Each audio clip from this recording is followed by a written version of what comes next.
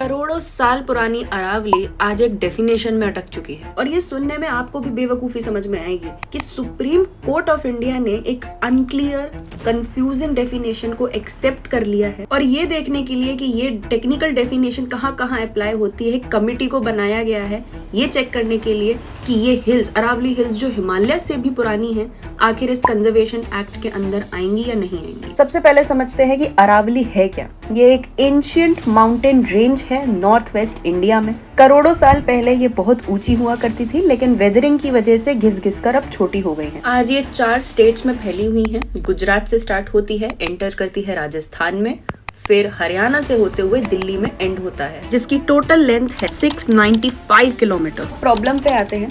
Supreme court ने 2 definitions दी हैं, एक वर्टिकल और हॉरिजॉन्टल। वर्टिकल रूल के हिसाब से अगर कोई भी हिल रेंज 100 मीटर से ऊपर है तो ही उसे अरावली हिल माना जाएगा और हॉरिजॉन्टल रूल के हिसाब से अगर 2 अरावली हिल्स के बीच की दूरी 500 मीटर से ज्यादा है, एक कॉन्टिन्यूअस रेंज में है, तो ही उन्हें अरावली हिल्स माना जाएगा। अगर 500 मीटर से ज्यादा की दूरी है तो उन्हें अलग अलग हिल माना जाएगा। प्रेस ब्यूरो ने एससी रूलिंग को क्लैरिफाई करते हुए ये जस्टिफिकेशन दे दिया, लेकिन अगर आप देखेंगे तो इस डेफिनेशन के हिसाब से 80 to 90% अरावली रेंज में कंसिडर ही नहीं होंगी, यानी कि अब 90% हिल्स पर फॉरेस्ट कंजर्वेशन एक्ट अप्लाई नहीं होगा और उनकी protection from builders, miners and all illegal activities terminate कर दी जाएंगी। अब कॉन्सिक्वेंसेस पर आते हैं जो डायरेक्टली हम सबकी लाइफ को इफेक्ट कर सकता है। इस डेफिनेशन को मानते हुए अगर कमेटी अपनी रिपोर्टिंग्स लेके भी आती है